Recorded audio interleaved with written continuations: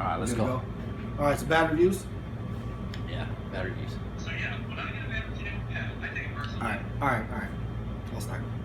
All right, now with bad reviews, of course, it's frustrating because I wish that I could have had something to do before the bad review. So usually I'll reach out like, hey, I apologize. Sorry you felt that way. If there's anything I can do in the future to make it right, buy a meal, however. And then I let them know that, hey, I'm just a small business, so social media matters. And if there's a way that I could prevent your bad review, I would love to make that happen. Now you're going to get people that generally had a bad experience or maybe didn't care for the food, and then you want to make it right with them. And then you're going to get people that are just can't make happy. I think some people in general just love to get a kick off, dogging on people. For example, and then with reviews, you got to take it for what it's worth. You're going to get reviews from the owner and their friends and family, good ones, of course, which are kind of fake. And then you're going to get your fake ones from competitors. One time there was this name and it got a 1 star, and I'm like, so I Facebooked his name. The dude is a manager, operator of something similar to us. And I'm like, oh, what a dirty dog. He's just going around anything that he considers competition, just dogging on everybody, which I think is, very petty and immature. But they have the right to do that, and not everybody understands. Me being a restaurant guy, being a part of it, I know that. So, hey, Ruben, have you left a review yet? Hey, make sure to leave a good review. You know what I mean? Of course, he's gonna leave a good review. And if I was petty, what you call a taco place opened up, make sure to leave a bad review. You know what I mean? So then you're gonna get your genuine, true ones. Ones that are had awesome experience. They're gonna rave about it. And then you're gonna get ones that maybe had a bad experience. I know when we first opened up, it was tough. Social media dogged me out hard, and they had a right to. It was a learning experience, which I wish they would have been more understanding. Having people that never even worked a restaurant in their life, and I'm trying to teach them on the go. You want to see nothing but good reviews, of course. But life's not perfect, the world's not perfect, so you're never going to have perfect reviews. And everybody has different palate. There's some people are gonna love your food, and some gonna not care for it, and that's just the way it is. But it's definitely important to me, and and it's frustrating when I see a bad review. That's how I feel about reviews. Ruben, anything to add to that? Well, for me, the first thing that comes off is you take offense to it right away, because you know what I mean. You don't know if somebody's trying to dog on you or not, and so you're like, okay, yeah, how can we make this better? But so the first feeling is always like a negative one, but then it's always like, okay, your experience and your professionalism kicks in. You're like, okay, how am I gonna make this work for everybody? Even though it's nearly impossible to come up with a food that everybody's gonna like. But it's like, how can you fix this so that everybody's gonna like it? You know what I mean? So, the first impression is always a negative one when it comes to a bad review or somebody saying a negative comment. And it doesn't always have to do with the food. It could be having to do with the service. Maybe somebody didn't give great service, and so that wouldn't really have anything to do with the food, but it still plays a part in the restaurant as a whole of moving further and building bigger dreams. Yeah, if you care about what you do, you never want to see a bad review, whether it's phony or not. Huh? When's the last time you guys have been to Mexico? I have never myself ever even been to Mexico. I was 15. My dad's from Harlingen, Texas. My grandma was born in San Benito, which is on the most southern tip of Texas. So when I was 15, I went with my dad, stepmother, and 5 of my half brothers and sisters, and I was in a border town there for about, 2-3 hours. So I've been there once when I was 15 for probably 3 hours. So you guys are both Mexican descent, right? Yeah, he's 100% and I'm half. So can you guys give me a sense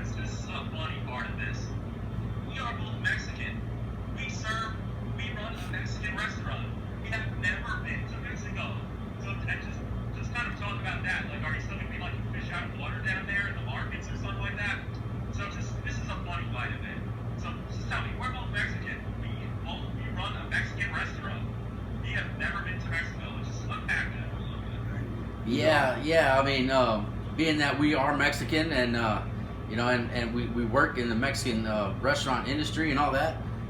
Personally, never even been to Mexico, so it's gonna be a little foreign. Yet it's gonna be like home because I know a lot of our traditions do come from Mexico, and so it's gonna be really interesting. Yeah, so now we're third generation Chicano, and we don't even speak Spanish, and running a Mexican restaurant. So of course there's stereotype that we should know it, and so yeah, man, I don't know. I mean, we'd have to learn the basic words. We do know the food words. I know the food words. I know a little bit of Spanish, but there's no way I can have a conversation with So Yo hablo español poquito. right, that's about what I know too. So that'd be kind of different. And people, now he's browner than I am. I'm half Mexican, so my mom's blonde hair, blue eyes. But I'm sure people assume that we know Spanish. We may need a translator. I don't know. Yeah, well, yeah. I don't know if any other team will have translators. Probably not. They probably all speak Spanish. That's why it's silly, but it is what it is. The reason why we don't speak Spanish. Okay, so this is it's kind of off topic, and I guess it's not a funny part, but it's real. So anyway, now when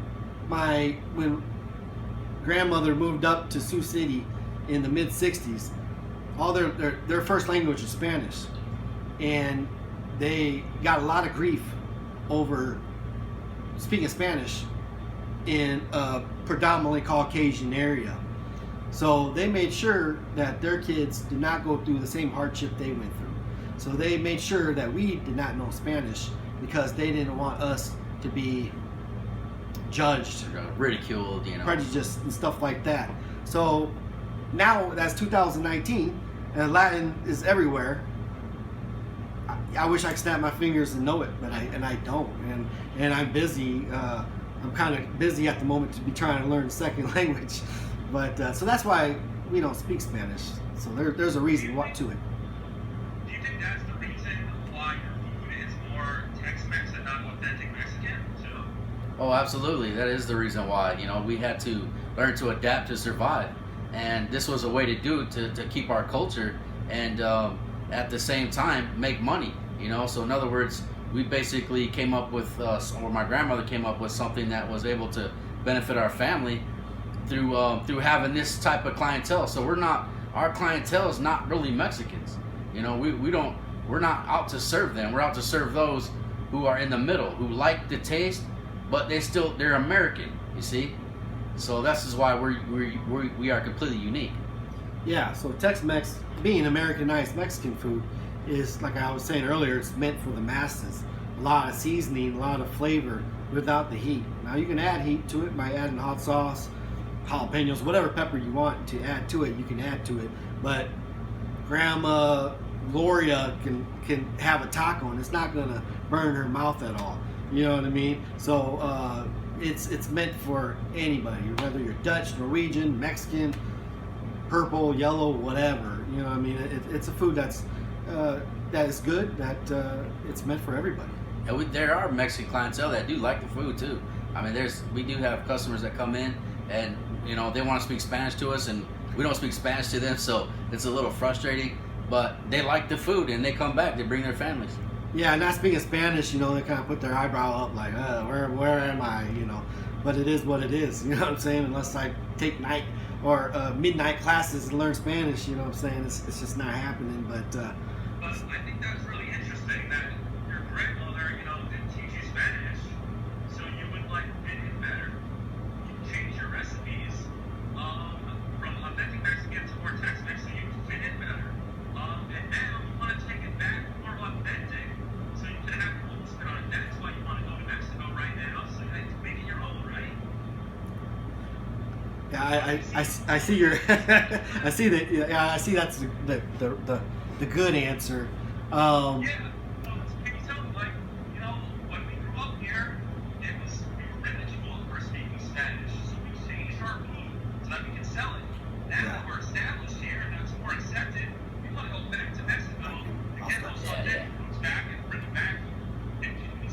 Yeah, yeah. Well, my grandmother is she was born in Texas, and she's a proud American. Now she has Mexican roots, but being American, she wanted us to be American, and she wanted us to move forward in America. Not forgetting where we're from at all, by any means, but wanting to blend in, be a part of this melting pot, which we call America, and to be able to go back to where our roots are originally, and just learn where it started. However, you know what I mean, and wherever in Mexico, who knows? I do not know the whole story of the first, I don't know, taco, or the first chili powder, you know what I mean? So, or how the first Mexican food got put together, I suppose. So that would be awesome to know, especially as having a restaurant, and just getting the word out of what my grandmother does and what she started is awesome food. It's good food. Now to learn, a different perspective, or however, where it started, and because Tex-Mex is Mexican food. I mean, the Spanish rice, the beans are Mexican. Your corn tortillas are Mexican. The seasoning is Mexican. Now we just do Americanized things to it. We put cheddar on it. We put lettuce, tomato, and cheddar on the tacos. We use cumin. We use flour tortillas as well as corn tortillas. So if anything, it's more of a fusion of Mexican. And so I like thinking of it more as a fusion. Now, it all started, yes, in Mexico, and as a means to take care of, because you want to open up your horizon. You don't want to just only serve one ethnicity. Yeah, there's been a major shift in society. That's when we were growing up and told not to speak Spanish to keep from getting ridiculed, to now all of a sudden everybody's accepting different cultures and everybody's accepting different foods of those cultures. And so it's like it's going to be really great to go back into the culture. Maybe being that the times have changed in society, maybe we could come and make it something completely unique, more than we already have, like making a new menu or something, or anything. Whatever any possibility is out there is, whatever possibility is there. I mean, why not reach for it? Why not see where this can go?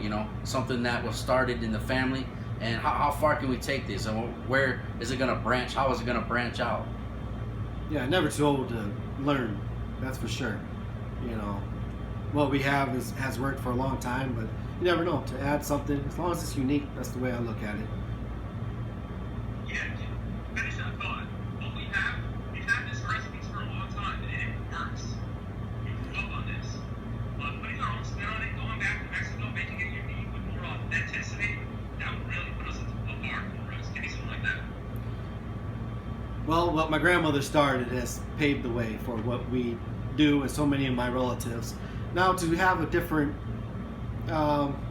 point of view, to have to learn something, and to incorporate it into a new menu, or if the possibilities are, immeasurable. I guess what you never know. You know what I mean? So have to have an open mind, and to learn something. Whether never gonna like I say, reinvent the wheel, because it's traveled us this far, but to have a new perspective and new understanding and appreciation of where the roots all started is immeasurable. How important that is as a Chicano here in our beautiful America.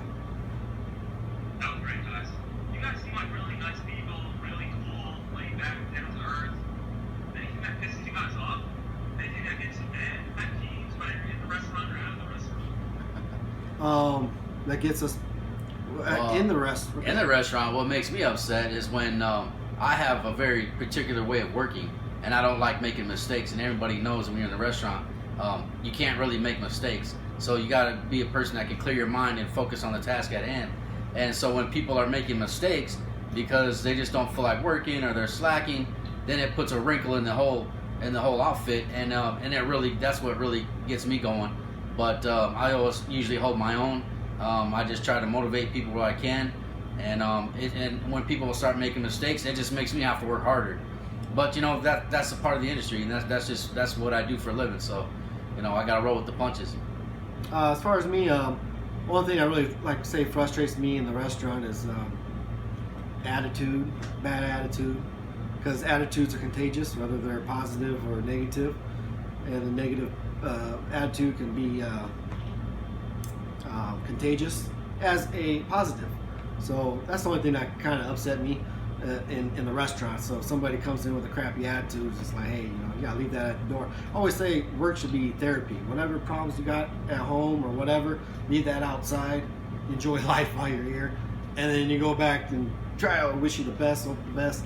As far as general public, I mean, we're all individuals, and I don't know. I just mind my own business, and I just, if I can, you know, I just want to help people in general, and yeah, so not too much things really outside, you know, bother me, because I just don't put myself in. I mind my own business, and I've learned throughout the years, you just mind your own business, and people will leave you alone, you know.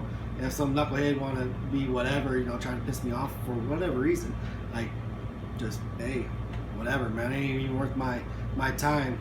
I have a little saying, instead of worry about anything, pray about everything. So that's what I do. I pray all the darn time, just about any little worry I have, and that puts me at peace, puts me at ease in just day-to-day, life-to-life situations.